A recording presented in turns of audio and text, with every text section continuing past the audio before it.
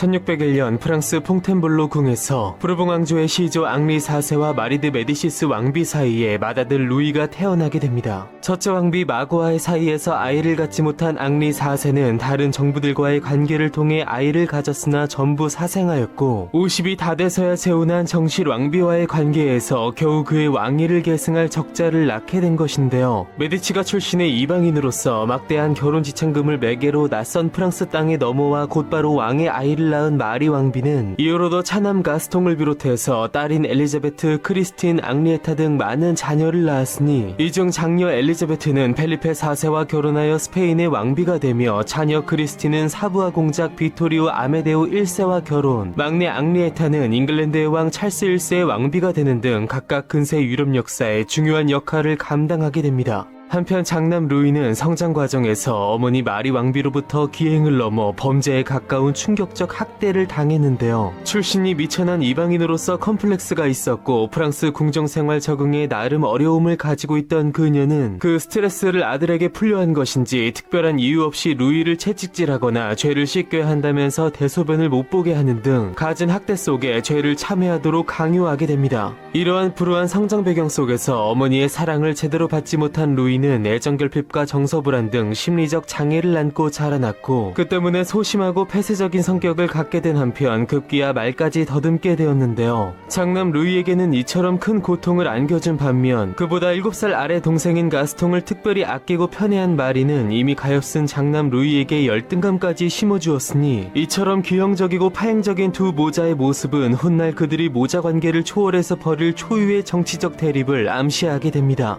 한편 이처럼 심신이 피폐해져가는 최악의 상황 속에서 왕세자로서 갖춰야 할 최소한의 교양 증진에 매진했던 루이는 함께 자라난 앙리 4세의 사생아들 즉 이복 형제들과 매우 친밀했는데요. 무엇보다 발로아 왕과 최후의 여인이자 부친 앙리 4세의 첫 번째 왕비로서 자신들의 교육을 담당했던 마고를 가장 잘 따랐고 친어머니와 같은 그녀가 죽었을 때는 매우 슬퍼하기도 했습니다. 그러나 정작 자신의 친어머니만큼은 도저히 진실로 사랑할 수 없었던 루이는 자상했고 무엇보다 위기에 빠진 나라를 구하고 반석 위에 올려놓은 아버지 앙리 4세를 가장 흠모하고 존경했으며 앙리 4세 역시 장남이자 자신의 계승자인 그에게 일찍이 군주의 소임을 가르쳤는데요. 그렇게 시간이 지나 루이가 아직 9살에 불과했던 1610년 파리 시내를 행차하던 국왕 앙리 4세는 한 카톨릭 광신교도에게 암살당했고 부친의 죽음에 충격을 받고 슬퍼할 겨를도 없이 왕세자인 루이는 곧바로 랭스 대성당에서 대관식을 올리고 프랑스의 왕위를 계승하게 됩니다. 그러나 그가 아직 9살에 불과한 미성년이었으므로 데뷔가 된 그의 어머니 마리가 그가 장성할 때까지 섭정을 맡게 되었는데요. 앙리 4세 시절 어딘가 억눌려 있던 모든 것을 벗어버리고 졸지에 대국의 최고 권력자가 되어 모든 권한을 갖게 된 마리는 이전에도 그랬듯 계속해서 사치와 향락을 일삼은 것은 물론 앙리 4세의 재상을 비롯해서 그가 신임했던 신료들을 멀리한 채 코노치노 콘치니 등 주요 관직의 그녀와 같은 이탈리아 출신의 인물들을 전격 등용하여 통치를 일임하게 됩니다. 그렇게 마리의 신임 속에 국정을 장악하고 정치적 파벌을 형성한 콘치니는 그의 가족들과 함께 선대왕 때 축적된 국고를 마음껏 탕진했고 전통적인 프랑스의 정치적 노선을 무시한 채 이탈리아인답게 친이탈리아, 친합스부르크 정책을 펼쳤는데요. 한편 이탈리아 출신으로서 로마 카톨릭을 신봉했던 마리는 오랜 위그노 전쟁 끝에 이루어진 개인의 종교의 자유를 인정한 낭트 칙령 이후 겨우 융화 중이던 프랑스 내 구신교 세력의 갈등을 다시 부추겼고 명군으로 칭송받은 남편 앙리 4세의 국정 철학이 담긴 정책과 정치 방침을 죄다 파괴하는 등 반동적이고 퇴행적인 행보를 일삼으며 민심 이반은 물론 많은 귀족들의 원성을 사게 됩니다. 이러한 상황에서 루이가 14살이 되던 1615년 앙리 4세가 죽기 전 루이의 결혼 상대로 프랑스 내 로렌 공작의 딸을 염두에 둔 것과 달리 마리는 스페인 합스부르크 왕조 펠리페 3세의 딸 안 도트리슈를 루이의 결혼 상대로 낙점했고 그렇게 스페인과의 지난 적대 관계를 정리하는 의미에서 같은 카톨릭 국가인 두 왕실의 동맹과 평화를 염원하는 성대한 결혼식이 치러지게 되었는데요. 그러나 이 결혼이 자신이 유일하게 사랑했던 부친의 흔적을 지우기 위한 차원에서 추진되었던 이루어졌다고 생각한 루이는 애당초 이 결혼 자체를 굴욕으로 생각한 것은 물론 어머니에 대한 증오심 때문에 여성 자체에 대한 거부감을 갖고 있던 만큼 안 왕비와의 관계도 내내 소원할 수밖에 없었고, 이러한 이들 부부의 갈등은 훗날 듀마의 소설 삼총사에서 각색되어 더욱 노골적으로 드러나게 됩니다. 그리고 이처럼 계속되는 마리의 폭정을 반면교사 삼은 루이는 민심의 변화를 민감히 감지하며 찬찬히 미래를 준비해갔고, 그렇게 시간이 흐른 1617년 어느새 루이는 그 당시로서 이미 성년의 나이인 16세에 이르렀으나 달콤한 권력에 취해 있던 마리는 이런저런 핑계를 대며 섭정직, 즉 권력을 내놓으려 하지 않았는데요. 이러한 상황을 충분히 예감했을 루이는 오래전부터 마리에게 불만을 품어온 귀족들, 즉 어느새 구축한 자신의 측근들을 움직여 쿠데타를 일으키게 됩니다. 그렇게 선제적으로 마리의 권력을 믿고 호가호위해온 콘치니, 당크르 등 그녀의 신복들을 신속히 제거한 그는 문제의 어머니 마리마저 블루아 성으로 강제 유폐시키고 마침내 친정을 시작했으니, 그거 바로 프랑스 부르봉 왕조의 제2대 왕으로서 부친에 이어 아들 루이 14세의 절대왕정의 초석을 닿게 되는 루이 13세였습니다.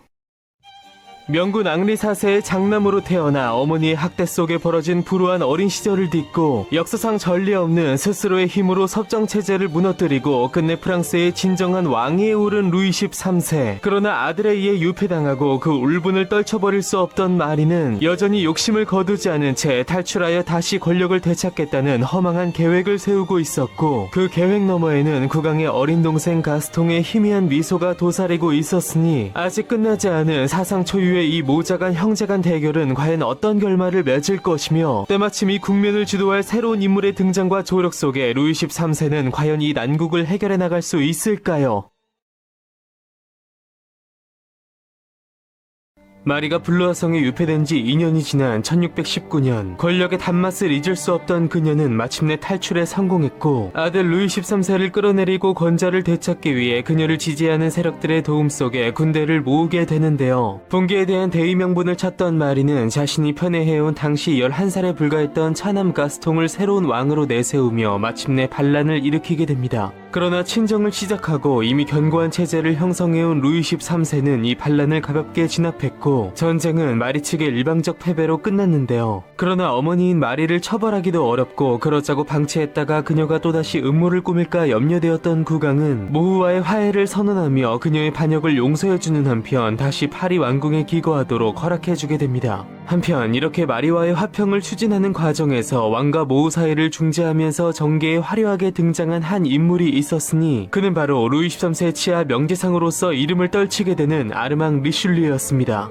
앙리 3세 시절 주요 행정관을 지낸 프랑스와 듀플레시의 아들로 태어난 리슐리에는 5살 때 아버지를 여의면서 기울어진 가세를 다시 일으키기 위해 성직의 길을 걷게 되었고, 1607년 22살의 나이에 사제로 서품을 받고 리숑 교구의 주교로 임명되었는데요. 이후 뛰어난 능력을 인정받은 그는 옛날 카페 왕조의 필리프 4세 때부터 시행되어 온 프랑스의 신분제 의회인 3부회에 성직자 대표로 참여하게 됩니다. 그는 이곳에서 신분 간 대립을 능숙하게 중재하고 특히 국왕의 결혼을 논의하는 회의에서 대단한 웅변을 펼치면서 당시 섭정인 마리의 눈에 들었고, 마침내 그녀에 의해 왕실 고문관으로 임명되기까지 했는데요. 그러나 1617년 루이 13세의 쿠데타로 마리가 쫓겨나면서 마리의 측근으로 몰린 리슐리에 역시 궁정에서 쫓겨났으나 2년 뒤 마리가 다시 반란을 일으키자 그녀와의 협상을 위해 국왕으로부터 다시 부름을 받았고, 그의 뛰어난 중재력 덕분에 대타협이 이루어지고 마리가 다시 궁정으로 복귀하면서 그 역시 능력을 인정받고 원래 자리였던 왕실 고문관직에 복귀하게 됩니다. 이후 모후와의 화해를 상징하는 의미에서 루이 13세의 총애를 받은 리슐리에는 교황청을 통해 추기경으로 서임되었고, 결국 그를 처음 등용한 마리보다도 오히려 루이 13세와 가까워지면서 1624년 재상에 임명되어 왕의 최측근으로 변모하는 한편 이 때문에 마리와는 대립하는 양상을 띠게 되었는데요. 그러나 이처럼 리슐리에가 완전히 왕의 편으로 돌아서면서 그를 찰떡같이 믿어온 마리는 배신감을 느꼈고, 또다시 정치적 주도권을 갖기 위해 기회를 벼르던 그녀는 리슐리에의 존재가 눈에 가시처럼 여겨지면서 프랑스와 합스부르크 왕가 사이에 정치적 긴장감이 고조된 틈을 타 이 모든 사태에 대한 책임을 재상인 리슐리에게 돌리며 왕에게 그를 해임할 것을 압박하게 됩니다. 이것은 곧 그때까지도 자신을 따르는 세력을 탄탄히 구축하며 나름의 정치적 영향력을 갖고 있던 데비 마리가 아들인 왕에게 자신과 재상 리슐리에 중 한 명을 그의 정치적 파트너로서 선택할 것을 요구한 것이었는데요. 대부분의 사람들은 국왕이 마리를 선택할 것을 예상했으나 그러나 오랜 고심 끝에 루이 13세는 결국 리슐리에에 대한 지지를 선언했으니 이 일을 계기로 리슐리에의 지위가 강화된 한편 마리의 신복인 국세상서 미셸 데 마리아크 등이 축출되었고 마리 역시 정치적 영향력을 사실상 잃게 되었는데요. 이후 프랑스 역사에서 디프의 날, 즉 소근자들의 날이라고 불린 이 사건은 프랑스 왕정이 절대주의 체제로 그 본격적인 첫 발을 내디딘 상징적인 날로 기억되게 됩니다.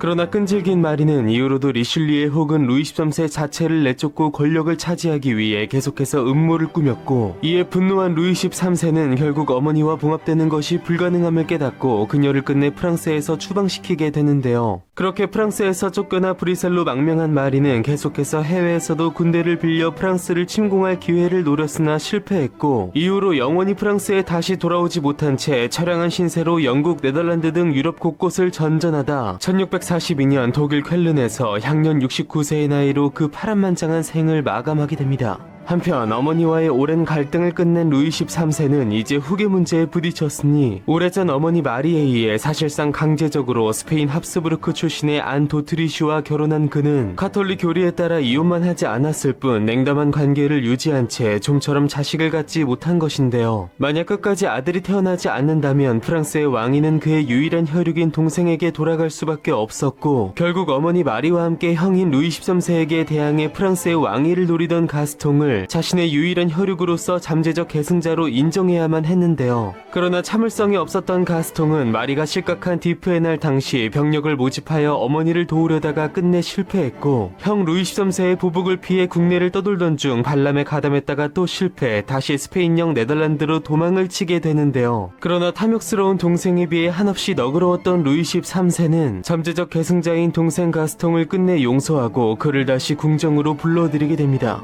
그러나 1636년에 일어난 수아송 백작의 리슐리에 암살 미수 사건에 가스통이 연루된 사실이 밝혀졌고, 이후 젊은 귀족 생마르 후작의 반란 모의에도 가스통이 또다시 연루된 것이 드러났으나 끝내 처벌받지 않았으니, 루이 13세가 그를 살려둔 것은 아무래도 공석이 될 후계 자리를 염두에 둔 것이었는데요. 그러나 가스통이 이처럼 어머니 마리와 꼭 닮은 행보를 보이는 사이 왕비 도트리슈는 마침내 왕이 고대하던 아들 루이를 낳았고, 2년 뒤에는 차남 필리프까지 낳으면서 가스통의 왕위 계승 가능성은 완전히 사라져버리게 됩니다. 그러나 어머니 못지않은 사실상 반란 중독자인 그에게 반란을 일으킬 명분은 이로써 더욱 확실해졌고, 이후로도 계속해서 말썽을 일으킨 그는 훗날 형 루이 13세가 죽고 조카 루이가 끝내 왕위를 계승한 뒤에도 어린 왕에 대항한 대규모 반란에 가담했다가 패하고 체포되었으니, 결국 어머니 마리와 똑같이 블루아 성에 감금된 그는 죽을 때까지 그곳을 벗어나지 못하고 향년 52세로 생을 마감하게 됩니다. 한편 가장 큰 골칫거리였던 어머니와 동생 문제를 해결한 루이 13세는 완전한 그의 사람이 된 명재상 리슐리에 조력하 국가를 안정시켜 나갔으나, 시련이 끊일 수 없듯 선왕 앙리 4세 치하 갈등이 봉합된 줄 알았던 위그노들 사이에서 또다시 심상치 않은 움직임이 일어나고 있었으니, 이것이 불러올 또 다른 파국은 무엇이며 그들은 과연 새로 다가오는 난제들을 무사히 해결해 나갈 수 있을까요?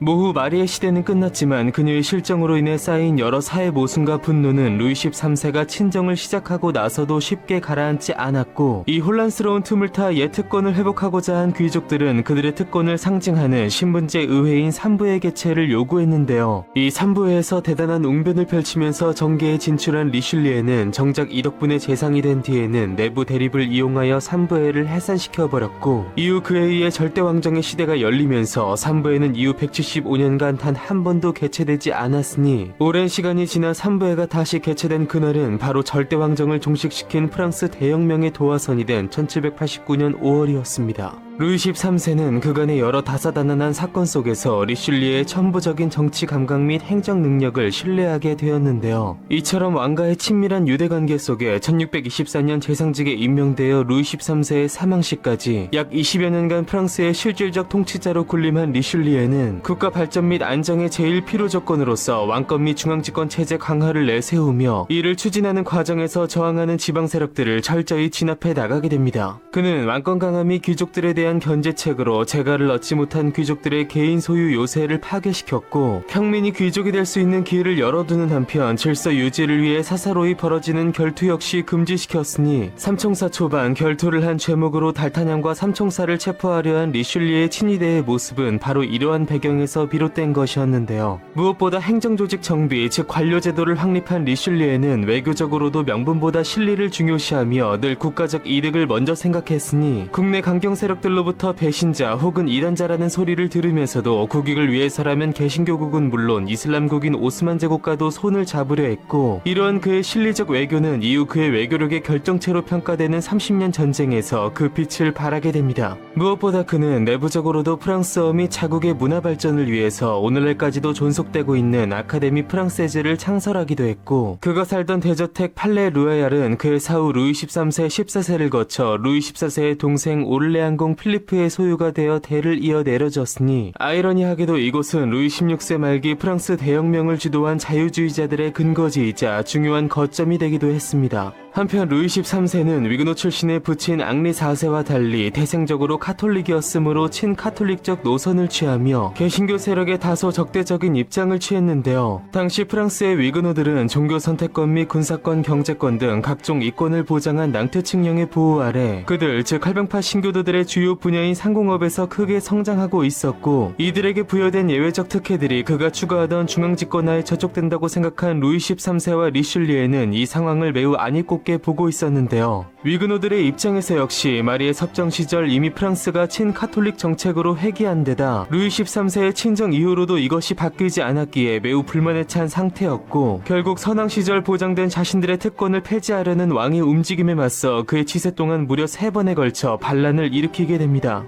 제일 먼저 1621년 대표적인 위그노 도시이자 프랑스에서도 두 세 번째로 손꼽히는 대도시인 라로셀에 집결한 그들은 로만 공작 앙리의 주도하에 이미 긴 투쟁을 통해 사실상 스페인의 지배에서 벗어난 네덜란드 공화국의 재현을 꿈꾸며 첫 위그노 반란을 일으켰으나 1622년 몽펠리에 협정, 1625년 협정 위반에 따른 2차 반란, 1626년 다시 파리 협정을 맺으며 잠시 소강 상태에 들어갔는데요. 그러나 1627년 위그노와 같은 개신교국인 잉글랜드의 왕이자 루이 13세의 매제인 찰스 1세가 그의 신복 버킹엄 공작 조지 빌리어즈를 통해 라로셸을 지원하면서 위그노들의 운명을 가를 제3차 위그노 반란이 벌어지게 됩니다. 리슐리에는 이 당시 라로셸 점령에 직접 참전했는데 그는 내륙으로는 라로셸을 포위하는 한편 바다 쪽 항구에 거대한 방파제를 세워 영국 해군의 지원을 차단 즉 위그노들에 대한 그들의 원조를 원천 봉쇄해버렸으니 이것이 바로 삼총사의 중요한 스토리적 배경이 되기도 하는 라로셸 포위전이었습니다. 한편 그로 인해 완전히 고립되어버린 라로셸의 위그노들은 일방적인 프랑스의 공격 속에 기아와 질병 등 극심한 고통에 시달렸으니 1627년 전쟁 개시 당시 2만 4천에 달했던 인구는 1628년 전쟁 말기 이미 5천 수준으로 줄어들고 말았고 더 이상 버틸 수 없었던 그들은 14개월 만에 결국 항복을 선언하게 됩니다. 그렇게 긴 투쟁의 결과 1627년 알레 화약에 의거 위그노들은 가장 중요한 신앙의 자유만은 지켰으나 나머지 정치적 군사적 자치권을 모두 빼앗겼으니 일부 역사가들은 이것을 위그노 전쟁의 진정한 종식으로 간주하기도 했는데요. 무엇보다 루이 13세와 리슐리에가 원한 것은 카톨릭 절대주의가 아닌 왕권을 중심으로 한 국가의 통합이므로 카톨릭은 이러한 국가적 목적의 한 수단에 불과했으니 훗날 위그노들의 종교의 자유를 완전히 박탈한 그의 아들 루이 14세와 달리 루이 13세는 그의 요구를 따르는 위그노들에 대해서 최소한의 종교적 관용을 베풀게 됩니다. 한편 이러한 실리적 외교 및 왕권 강화의 노력들은 자신들의 지위를 위협받던 귀족 등 기득권층의 극심한 반발을 가져왔고 그 때문에 평생에 걸쳐 이곳저곳으로부터 온갖 중상모략과 비방에 시달린 리슐리에는 훗날 이 시대를 각색한 알렉산드르 듀마의 명작 삼총사에서도 마치 왕을 끼고 전행을 벌이는 악역의 이미지로 묘사된 것이었는데요. 그러나 정작 이 모든 개혁 과정에서 마키아벨리즘을 몸소 실천하며 스스로 악역을 자처하되 그의 모든 영광을 왕과 국가에 바쳤던 리슐리의 능력과 헌신으로 인해 그를 신임한 루이 13세는 왕 자신이 주인공이었던 그 어떤 시대보다도 더 안정적이고 더 발전된 진정한 그의 시대를 열어 젖히게 됩니다. 명제상 리슐리의 활약 속에 중앙집권을 강화하고 위근 후 반란 진압 등 내부적 안정을 도모한 루이 13세. 그러나 이 중요한 과제들이 채 마무리되기도 전에 유럽은 사상 초유의 국제전쟁의 소용돌이에 휩싸이고 있었으니 명분보다 실리를 추구한 루이 13세와 리슐리에는 과연 프랑스에도 번져오고 있는 이 위기를 기회로 바꾸고 안정을 넘어 국가의 운명을 좌우할 위대한 도약을 이뤄낼 수 있을까요? 독일 신성 로마 제국의 새로운 황제로 선출된 페르디난트 2세는 반종교개혁을 시행하며 전 국민에게 로마 카톨릭을 강요했고, 지난 아우크스부르크 화의로부터 보장된 종교 선택의 자유가 위협당하자 제국 내 개신교 국가들이 일제히 저항하며 그들의 자체적인 황제를 선출했는데요. 여기에 이해관계가 얽힌 유럽의 각국이 제국 내 신국유편에 각각 참전하면서 이 사태는 초기 내전에서 점차 국제전쟁으로 비화되었으니 이것이 바로 유럽 최후의 종교전쟁이자 서양 최초의 국제전쟁으로 평가되는 30년 전쟁이었습니다. 그중 루터교를 신봉하며 제국 내 정치적 영향력을 확대하려던 북유럽의 덴마크와 스웨덴은 각각 독일 내 신교파 진영을 지원했는데요. 그러나 크리스티안 4세가 이끄는 덴마크군의 경우 국유파의 명장 발렌슈타인에게 연전연패하면서 끝내 대열에서 이탈했고, 북방의 사자로 불렸던 스웨덴의 왕 구스타프 2세 아돌프의 경우 천재적인 전략 전술로 승승장구했으나 끝내 전사하면서 후계 구도에 문제가 생긴 스웨덴군 역시 위축되고 말았습니다. 그렇게 제국 내 신교파의 세력이 크게 위축되는 속에 엎친 데 덮친 격으로 같은 합스부르크 가문인 스페인의 왕 펠리페 4세까지 국유파의 페르디난트 2세 황제를 지원하면서 오스트리아 합스부르크 가문을 중심으로 한 제국 내 국유파의 입지는 더욱 강화되어 갔는데요. 한편 이 당시 루이 13세와 리슐리의 치하에 있던 프랑스는 카톨릭 국가임에도 라이벌 합스부르크 세력의 확장을 경계해온 만큼 같은 국유가 아닌 오히려 신교 진영을 재정적으로 지원해왔고, 이 전쟁이 본래 종교 문제로 시작되었음에도 점차 세대결, 진영대결, 즉 정치적 주도권의 싸움으로 비화되면서 직접적인 군사 개입이 불가피한 상황으로 치닫게 됩니다. 그러나 프랑스가 엄연히 카톨릭 국가인데다 리슐리 역시 카톨릭 교회의 추기경이었던 만큼 다른 국가들처럼 제국 내 신교 수호를 명분으로 내세울 수는 없었고, 마땅한 기회를 살피던 중 프랑스의 보호를 받던 한 대주교가 스페인군에 사로잡힌 것을 핑계로 그들에게 선전포고를 하면서 30년 전쟁에 참전하게 되는데요. 당시 프랑스는 스페인과 신성 로마 제국, 스페인령 네덜란드에 둘러싸여 있는, 즉 양 합스부르크 제국으로부터 지리상 포위되어 있는 형국이었고, 동시에 세 방향에서 전쟁을 벌여야 했던 그들은 이 난국을 타개할 방법으로 스페인으로부터 독립전쟁을 전개하던 북쪽의 네덜란드 공화국과 동맹을 맺는 한편 역시 스페인을 상대로 반란을 일으킨 서쪽의 카탈루냐를 지원했고, 스웨덴과 군사동맹을 맺어 동쪽의 합스부르크군을 상대했는데요. 그러나 그들의 바람만큼 전쟁은 쉽게 풀리지 않았고 결국 두 합스부르크 왕가의 연합군에게 거듭 패배하면서 마침내 수도 파리까지 위협당하는 대위기를 맞이하게 됩니다. 당시 프랑스는 리슐리에조차 재상직 사임을 표할 정도로 절망적인 상황이었고, 대신들은 파리의 함락 위기 속에서 일단 후퇴할 것을 호소했으나 루이 13세는 이제껏 그의 삶의 행보가 이미 범상치 않듯 위기 상황에서 오히려 냉철함을 보이며 정면 돌파를 선언했는데요. 이러한 왕의 결의에 찬 모습에 용기를 얻은 리슐리에는 왕과 함께 직접 시민들의 협조를 구하면서 밤낮으로 투쟁했고, 각지의 구원군이 도착하면서 끝내 기적적으로 파리를 지켜낸 것을 넘어 가까스로 전세를 역전시키게 됩니다. 그렇게 다시 승기를 잡은 프랑스는 다시 반격에 나섰고, 당대의 명장인 콩대공 루이 2세와 튜렌 자잭의 활약 속에 로크루아 전투에서 스페인의 대승을 거둔 한편 느르틀링겐 전투에서 역시 제국군에 승리했는데요. 여기에 동맹군인 스웨덴 역시 제2차 브라이텐벨트 전투와 얀카우 전투에서 연달아 결정적인 승리를 거두면서 긴 30년 전쟁은 신교파와 그들의 동맹군, 즉 프랑스 스웨덴 동맹의 승리로 막을 내리게 됩니다.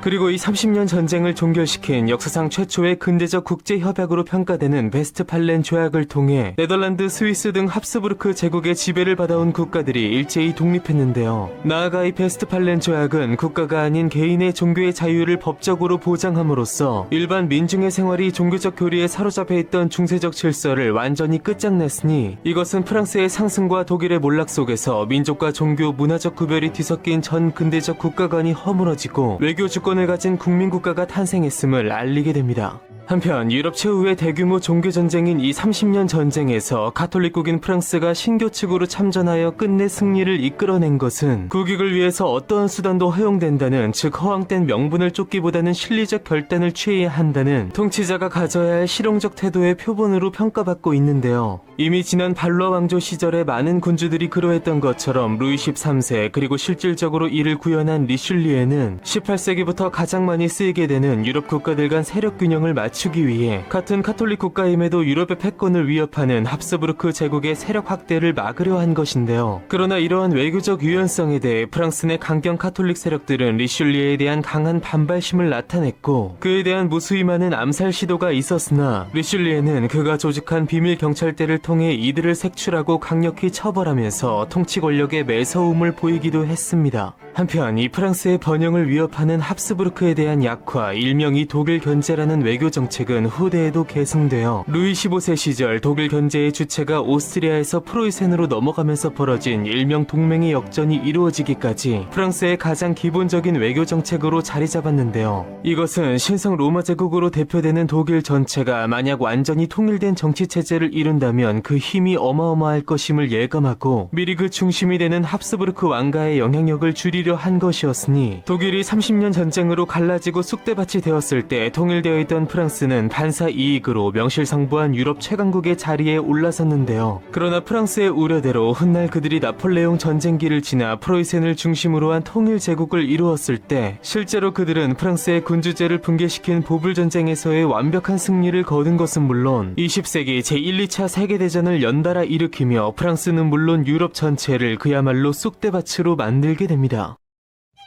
한편 이 치열한 30년 전쟁이 끝나기 6년 전으로 돌아가 전쟁의 승리를 이끈 프랑스의 두 기둥 리슐리에와 루이 13세는 승리의 영예를 누리지 못한 채 각각 1642년과 1643년 5개월 간격으로 죽음을 앞두고 있었으니 일평생 프랑스의 영광만을 쫓은 그들에게는 과연 어떤 이야기들이 더 남아있을까요?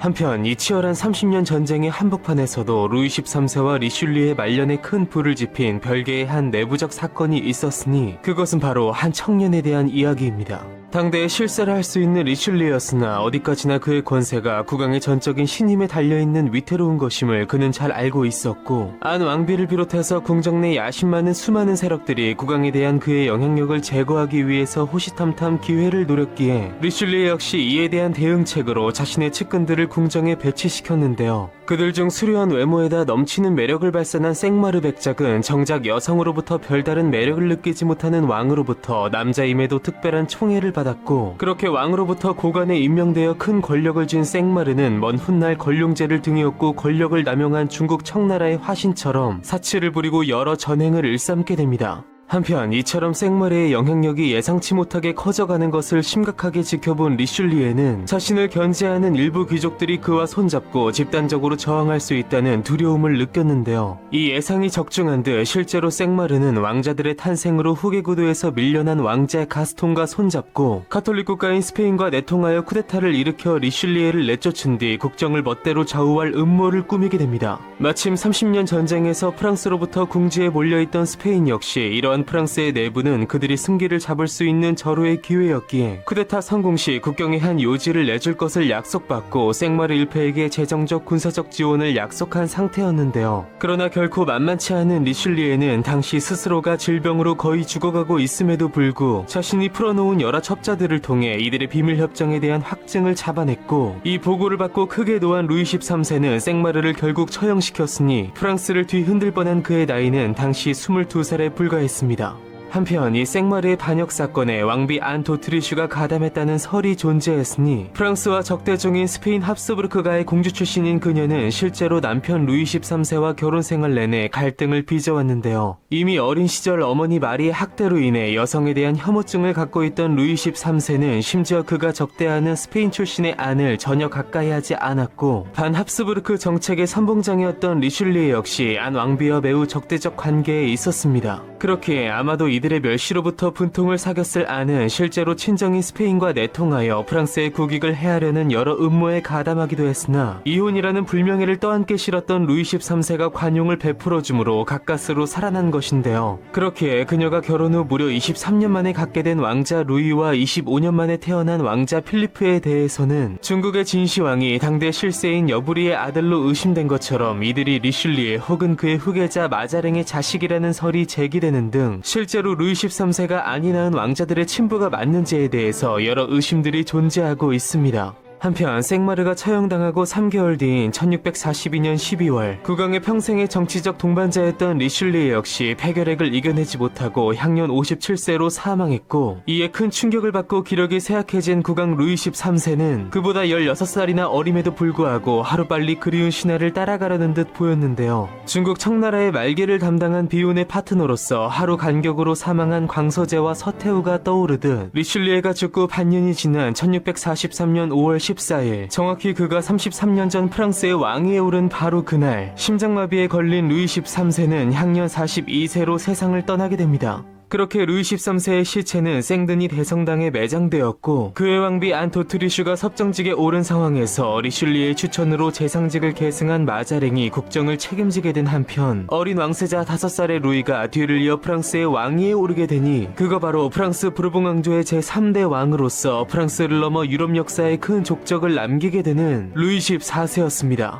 동시대 청나라의 역사와 비교해봤을 때 아버지 강희제와 아들 걸륭제 사이에 비교적 존재감이 약했던 옹정제처럼 수많은 치적을 통해 대왕이라고 불린 아버지 앙리 4세와 프랑스 절대왕정의 상징과도 같은 아들 루이 14세 사이에 낀 루이 13세는 실제로 과소평가를 받고 있다고 볼 수 있는데요. 이제껏 살펴본 바와 같이 심지어 그의 치세에서도 그보다는 재상 리슐리에가 훨씬 더 큰 존재감을 발휘하고 있으니, 이 때문에 그의 시대를 다룬 뒤마의 소설 삼총사에서도 본작이 현실과 허구를 절묘하게 혼합해서 만들어졌듯이 루이 13세는 리슐리에게 휘둘리는 보잘것없는 왕으로 다루어지면서 세계적인 고전이 된 이 소설 때문에 전 세계 사람들의 머릿속에 박힌 그에 대한 잘못된 인식을 더욱 가중시켰는데요. 그러나 리슐리에는 왕권을 약화시키기는커녕 왕권 및 중앙집권 체제 강화를 그의 통치의 제1기치로 내세우므로 루이 14세 때 본격화될 프랑스의 절대왕정 체제의 초석을 닦은 인물이었으며, 온갖 투쟁을 겪고 각종 암살 위협에 시달리면서도 그러한 리슐리에를 신임하고 전권을 맡긴 인물이 바로 루이 13세였습니다. 그의 치세에서 이루어진 업적들은 결코 어느 한 사람의 성과물이 아닌 충성스럽고 뛰어난 신하와 그를 알아보고 끝까지 신뢰한 왕이 함께 만들어낸 훗날 19세기 독일 제국의 비렐름 1세와 오토 폰 비스마르크 조합의 버금가는 군신 간에 이루어진 가장 환상의 조합이었다고 볼 수 있는데요. 한편 루이 13세의 직계는 그의 7대 손인 루이 17세까지 이어지다가 끊겼고, 이후로 반계로 가문의 명맥이 이어지다가 부르봉 왕조 최후의 인물인 앙리 5세가 자손 없이 죽으면서 결국 완전히 단절되게 됩니다. 그러나 루이 13세의 차남 필리프 1세의 후손은 끊기지 않고 쭉 이어졌고, 그의 5대 손인 루이 필리프 1세가 부르봉 오를레앙 왕조를 창시하여 18년간 프랑스의 왕으로 군림했으나 끝내 2월 혁명으로 퇴위하면서 프랑스의 왕정 체제는 영원히 종식되었는데요. 그러나 현재 루이 필리프의 6대 손인 장 4세가 남겨진 부르봉 가문의 사실상의 수장으로서 그 유지를 받들고 있으니, 그의 12대 조인 루이 13세는 오늘날에도 자신의 끊기지 않은 직계 후손들을 통해 부르봉 가문의 명맥을 이어오고 있습니다.